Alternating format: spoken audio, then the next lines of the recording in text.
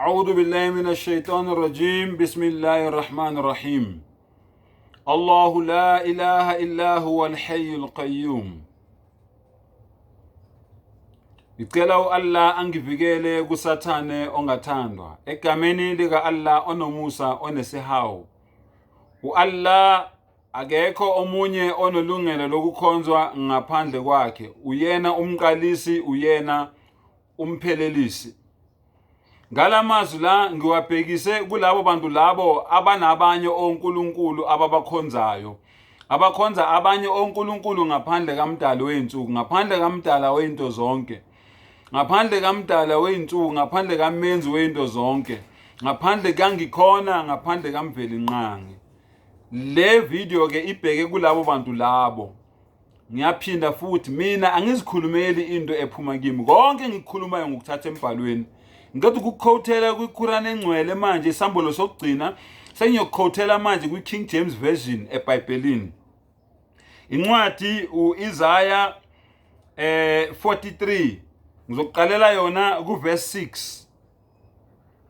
Usho kanje uJehova inkosi kaIsrayeli nomhlengi wakhe uJehova Sibawothi uthi, ngingowokuqala ngingowokugcina, ngaphandle kwami akakho uNkulunkulu.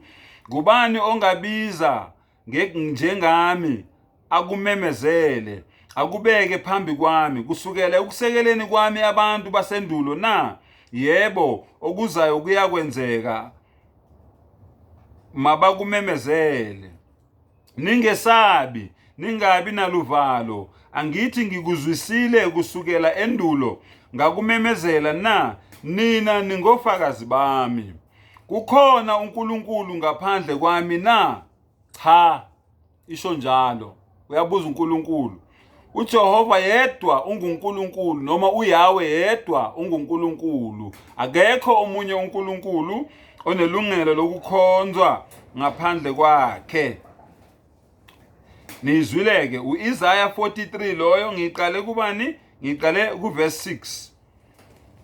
Bese ke uyehla ke manje uya kuJeremiah 10.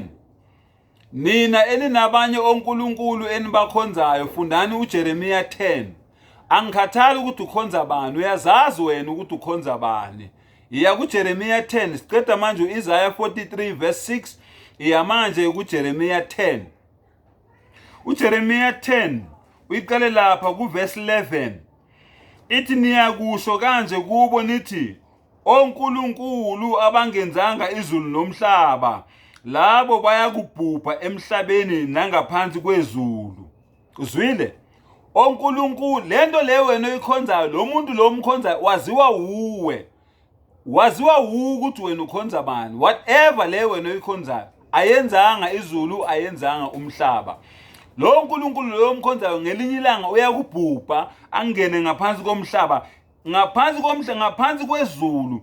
uNkulunkulu umlindile lo uNkulunkulu wakho wena omkhonzayo. Umlindile uNkulunkulu, uyokamtshela ukuthi njengoba wayekhonzwa emhlabeni, yini eyodwa ayidala, noma ngabe iphela, noma ngabe impukane, noma ngabe intuthwane, noma ngabe isihlahla, noma ngabe ithambo, noma ngabe inhlabathi. Lokhu nje yena lo uNkulunkulu wakho wena omkhonzayo akudala. Mawuqhuba nayo ku12 ithi wawenza umhlaba ngamandla akhe, walimisa izwe ngokuhlakanipha kwakhe, ngokuqonda kwakhe waleneka izulu. Yezwa ke lo uNkulunkulu thina esimkhonzayo, lo mveli nqange, lo mdala weinsuku thina esimkhonzayo esikhuluma ngaye. Lapho elizwakalisa izwi lakhe kungukuhlokoma kwamanzi ezulwini, uzikhuphula izinkungu emikhawulweni yomhlaba, enzele imvula unyazi, awukhiphe umoya endlini yencebo. 14. Bonke abantu bayiziphukuphuku abanakwazi. Bonke laba banabanye uNkulunkulu. uNkulunkulu uthini?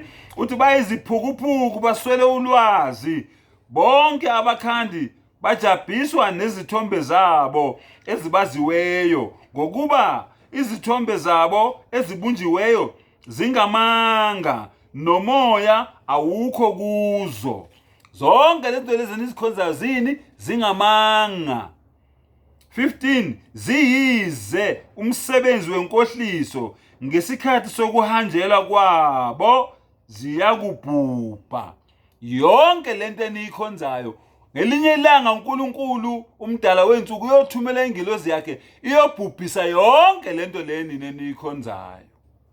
Vulani ingqondo ke.